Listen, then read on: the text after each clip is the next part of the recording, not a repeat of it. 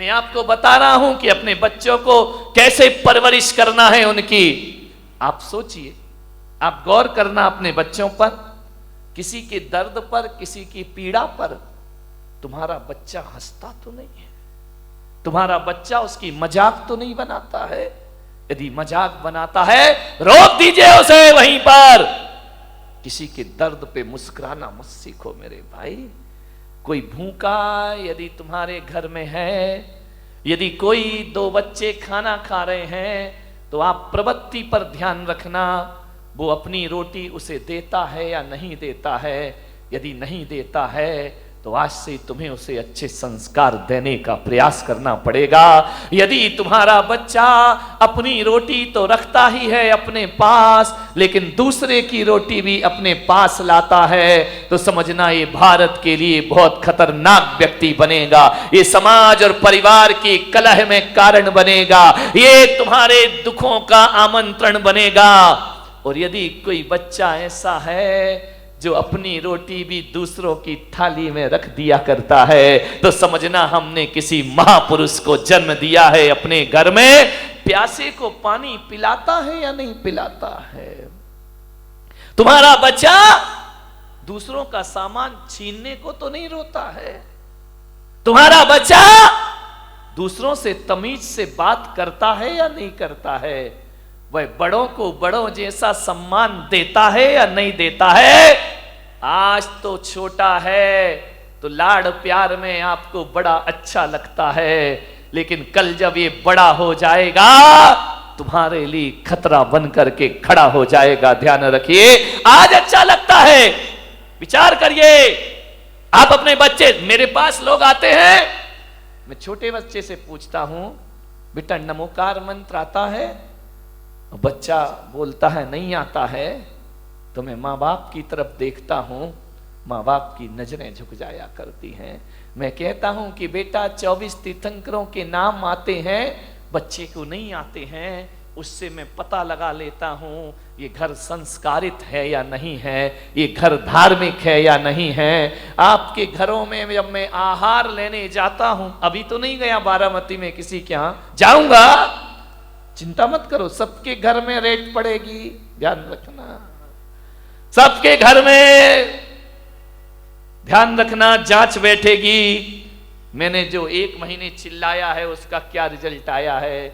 जब मैं आहार लेने के लिए तुम्हारे घर जाता हूं और देखता हूं कि जूता कहीं पड़ा है, बैग कहीं पड़ा है, बच्चे की यूनिफॉर्म कहीं पड़ी है, बाप के बिस्तरों में सलवटें पड़ी हैं, मैं समझ जाता हूं ये घर संस्कारित नहीं है। और आपका घर यदि व्यवस्थित जमा हुआ है तो मैं समझ जाता हूं कि माँ बाप के अंदर संस्कार है और इनकी औलाद भी संस्कारित, पता लग जाता है। ध्यान रखना, शिखर से पता चलता है समाज कितनी धार्मिक है, और घरों से पता चलता है ये परिवार कितना संस्कारित है और कितना सभ्यता वाला है। 1 गिलास पानी मंगाओ, बच्चा गिलास लाए और 2 उंगली गिलास के अंदर हो, समझना संस्कारित घर नहीं है। ध्यान रखिए, मेहमान आए बच्चे भाग जाएं, उनका अभिवादन ना करें तो संस्कारित घर नहीं है। ध्यान रखिए, आपकी पूजा पाठ से मैं पता कर लेता हूं। चौके में पूजा होती है, आहार के पहले थाली भरी है, 4-4 दाने चढ़ा रहा है, भरी थाली चढ़ाया नहीं जा रहा है, तो इसका मतलब ये समझो कि इसकी वृत्ति कंजूस की वृत्ति है। ये आदमी उदार भावों से पूजा नहीं करता है, ये आस्था भाव से पूजा नहीं करता है। चरण प्रक्षालन करते हो, जग भर के पानी लाते हो, 2 बूंद डालते हो, जग वापस ले, क्यों वापस ले जा रहे भाई? नल नहीं आ रहे क्या तुम्हारे यहाँ, या सूखा पड़ा है या पानी नहीं है? अरे कुछ दिन तो ऐसा हो जाएगा यदि ये प्रवृत्ति चलती रही तो अगली बार तो आदमी आई ड्रॉप लाएगा, 2 ड्रॉप डालेगा, तेरे चरणों की धूल बाबा, चंदन गुलाल। ये प्रवृत्तियां हैं। आहार में आपकी प्रवृत्ति देखी जाती है, ध्यान रखना। कैसे दे रहे हैं आप, दाल कैसे दे रहे हैं आप, सब्जी कैसे दे रहे हैं, ध्यान रखना। कंजूसों के हाथ से छूटता नहीं है, और जो उदार होता है वो उदार वृत्ति से महाराज और ग्रहण करिए और ली। खाना महाराज तो उतना ही लेंगे जितना उन्हें लेना है, लेकिन उससे आपकी प्रवृत्तियां पता चल जाएंगी। 4 महिलाएं सुबह से काम कर रही हैं मन चौके में, एक ऐसी आएगी, एक धक्का इधर दिया, एक धक्का उधर दिया, आगे खड़ी, काम आम कुछ करना नहीं है, समझना ये झगड़ालू औरत है। ध्यान रखना, ये नेतागिरी ज्यादा जानती है, ये राजनीति ज्यादा जानती है, काम कोई कर रहा, नाम खुद कमा रही है, ये राजनेता होते हैं। ध्यान रखना, ये कल्याण नहीं करे, ये कोई खुशहाल जीवन नहीं बना सकते हैं अपना। कई ऐसे होते हैं बिल्कुल शांत रहते हैं, काम भी करते हैं लेकिन आवाज नहीं किया करते हैं, चुपचाप शांत खड़े हैं, सुबह से मेहनत करते हैं लेकिन कोई धक्का नहीं मारते हैं। कोई आहार देता है तो आइए आप दीजिए, हम बाद में दे लेंगे, समझना वो संस्कारित आदमी है, वो सभ्यता वाला घर हुआ करता है। ध्यान रखिए, मान्यवर, सोचना है आपको, विचार करना है आपको। आपकी इन क्रियाओं से आपके संस्कारों का पता चलता है। ध्यान रखिए, आप कैसे घर के हैं, आपकी मान मर्यादाएं कैसी हैं।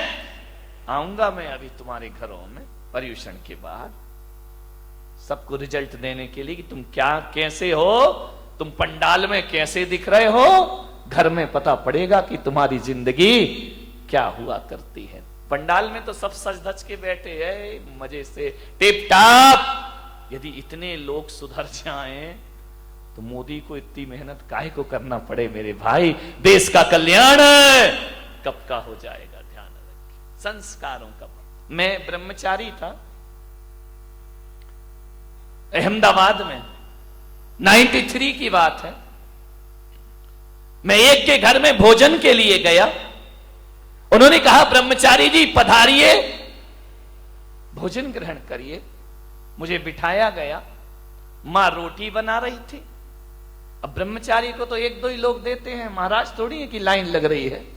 मां रोटी सेक रही है, बेटी से कहा ब्रह्मचारी जी को भोजन परोसो। बेटी ने भोजन परोसा मेरी थाली में।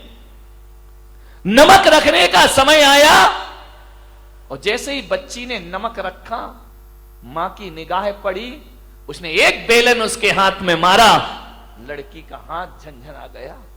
मैंने कहा भाई ये क्या बात है, ये मैं भोजन कर रहा हूं कि यहां तो महाभारत चल रही है। फट से लड़की कुछ ना बोली, ना लड़की रोई, ना लड़की चीखी, कुछ नहीं, चुपचाप रही। उसने व्यवस्था बदल दी। आहार के बाद मैंने पूछा, मेरा तो मौन था, मैंने कहा मैं आपके यहां भोजन को आया, आपकी लड़की इतने प्यार से परोस रही थी, आपने उसे बेलन क्यों मार दिया। बोले ब्रह्मचारी जी, इस लड़की को मैंने 10 बार समझाया कि थाली में नमक कहां रखते हैं और सब्जी कहां रखते हैं, ये आज फिर भूल गई। तो जब ये समझाने से नहीं समझी तो मुझे बेलन उठाना पड़ा। और आप जानते हैं मैंने एक शब्द भी नहीं बोला और एक बेलन ने नमक कहां रखना चाहिए वहां व्यवस्था इसकी करा दी, अपने आप इसने उठाकर रख दिया। अब इसे जिंदगी भर याद। मैंने कहा इतनी बारीकी, मैंने कहा क्या फर्क पड़ता है, नमक यहां रख दिया, यहां रख दिया। बोले महाराज नमक के स्वाद में कोई फर्क नहीं पड़ता, लेकिन आदमी के व्यवहार में बहुत फर्क पड़ा करता है। मेरी लड़की पराये घर जाएगी, इसे इतना ज्ञान होना चाहिए कि भोजन कैसे परोसा। इतना ध्यान आप देते हैं बच्चों का भविष्य बनाने में। मान्यवर, निवेदन है आपसे, सोचना है आपको कैसे करें बच्चों की परवरिश। एक लड़की की शादी होना थी, अमीर आदमी, करोड़पति, अरबपति, किसी पैसे की कमी नहीं, 20 नौकर चाकर जिसके घर में, एक करोड़पति के घर में एक आदमी अपने लड़के के लिए लड़की देखने गया। और जैसे ही गया बड़ा स्वागत हुआ, कालीन बिछाए गए, गुलाब जल से स्वागत हुआ। आइए, अभिनंदन है, आपका स्वागत है, पधारिए। बहुत स्वागत हुआ। डाइनिंग टेबल पर इतनी प्लेट लगी कि लड़के का बाप देखकर हैरान हो गया कि इनके घर में ऐसा भोजन हुआ करता है, बड़ा स्वागत सत्कार, लड़के हर चीज में नौकर खड़े हुए हैं, पानी लेकर नौकर खड़े, अटैची उठाने के लिए नौकर खड़े, कार का दरवाजा खोलने के लिए नौकर खड़े, बड़ा स्वागत हुआ। लड़की के पिता ने कहा तो भाई साहब रिश्ता पक्का समझूं। लड़के के पिता ने कहा घर जाके जवाब दूंगा। अरे बोले क्या पसंद नहीं आया?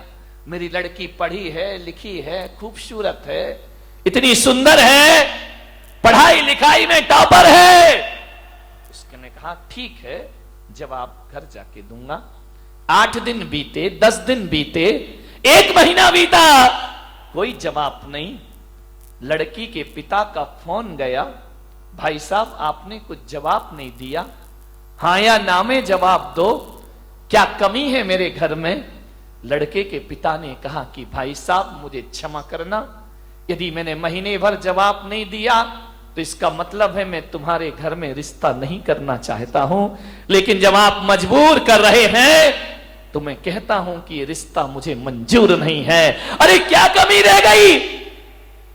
मेरी लड़की पढ़ी लिखी है। बोले बेशक कोई दिक्कत की बात नहीं है, मेरी लड़की, बोले आपकी लड़की बहुत सुंदर है।